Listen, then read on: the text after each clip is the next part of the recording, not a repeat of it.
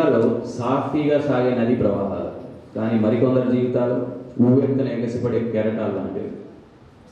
ప్రతిభ ఉన్న ప్రతి పేదవాడు వాడి గమ్యాన్ని చేరుకోవాలనేదే మా ఆశ.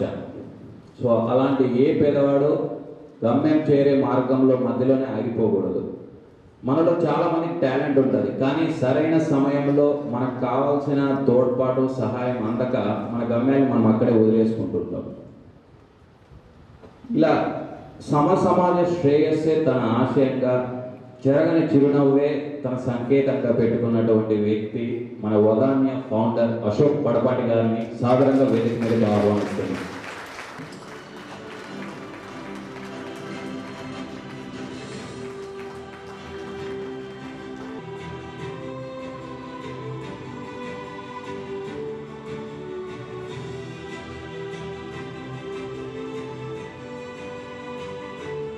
వేదిక మీద అలంకరించిన పెద్దలందరికీ, మా మల్లారెడ్డి గారికి, మా గాడ్ ఫాదర్, మాకు అన్ని వేళలా ముందుండే సార్కి, హైదరాబాద్ నుంచి ఎంతో ఇబ్బంది పడుతూ వచ్చి జర్నీ చేసిన రవి అన్నకి, వంశీ గారికి, రామకృష్ణ సార్కి, లెనిన్ అన్నకి, ప్రభాకర్ రెడ్డి సార్కి, నా మిత్రుడు లక్ష్మీకాంత్కి, తను నేను క్లాస్మేట్స్.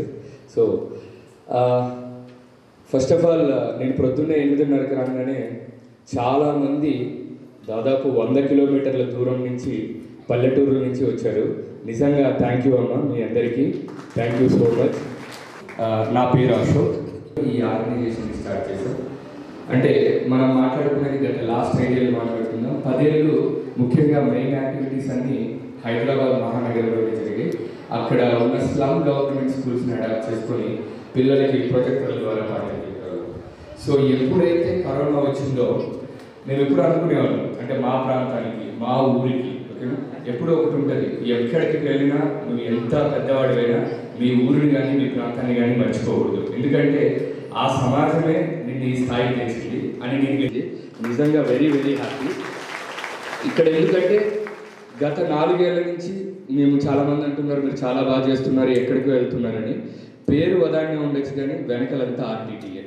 మాకు ఏదైనా ఇన్ఫ్రాస్ట్రక్చర్ కావాలన్నా, మాకు ఏదైనా వెళ్ళాలన్నా చాలా చాలా హ్యాపీ. దాంతోపాటు ఎప్పుడు చెప్తుంటారు, జిల్లాకు 2 కళ్ళు, ఒకటి ఆర్టీటీ, ఒకటి భగవాన్ శ్రీ సత్యసాయి బాబా గారు, ఎప్పటికీ మనం మర్చిపోకూడదు.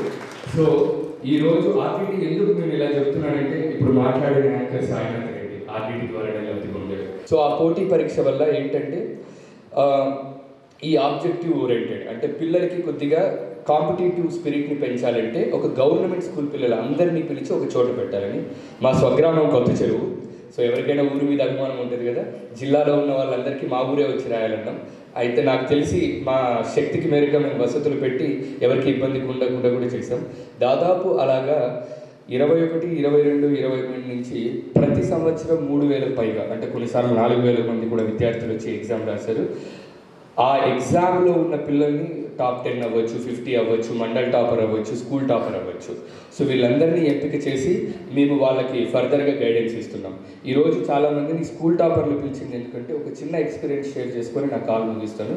ఒక రైట్ అనుకుంటాను, 2023లో మేము ఓన్లీ టాప్ 50 ప్రైజెస్ ఇచ్చేటప్పుడు ఒక మా తోటి వదాన్య వాళ్ళకి, సార్ లేదు, మనం చాలా దూర ప్రాంతాల నుంచి కూడా వచ్చే పిల్లలకి మనం ఒక స్కూల్ ప్రైజ్ కూడా ఇస్తే బాగుంటుంది అని. ఒక ట్రోఫీ అదొక ధరని వెలకట్టలేనిది. ఎందుకు అంటే ఆ రైతు వచ్చి నా దగ్గరికి, అప్ప ఇప్పటి నుంచి నేను నా కూతురికి బంగారు కొన్నప్ప, చదువుకు పెడతాను డబ్బులు అన్నాడు. ఇదే భాషలో చెప్పాడు. అది నాకు నిజంగా చాలా చాలా మోటివేట్ చేసింది. సో అలాంటి గొప్పది చదువు, ఓకేనా, అన్ని దానాల కంటే గొప్పది విద్యాదానం. సో మీకు ఈరోజు మీరు టాప్ 10లో లేరు, టాప్ 50లో లేరు, లేకపోతే స్కూల్ టాపర్ వచ్చారు కదా, మీరు అందరూ టాపర్సే.